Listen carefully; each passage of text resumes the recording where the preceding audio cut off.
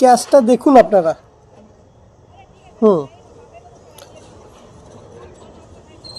রাঠির পাটা লেগে গেছে বাউন্ডারিতে, এটা আপনারা সবাই আমরা জুম করে দেখেছি, যেভাবে দেখেছি। আম্পায়ার কোনো কারণে মিস করেছে,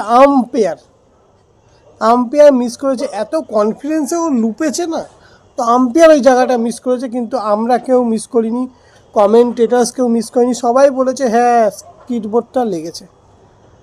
তো এখানে নোমা ফিক্সিং কোথা থেকে আসে? আম্পায়ার মিস করেছে, আম্পায়ার দেখিনি, এখানে ফিক্সিংয়ের কী আছে? ম্যাচে ফিক্সিং করে হচ্ছে মোহাম্মদ আমির, লং স্টেপ নিয়ে নো বল, ওটা হচ্ছে ফিক্সিং। এখানে কোথায় ফিক্সিং?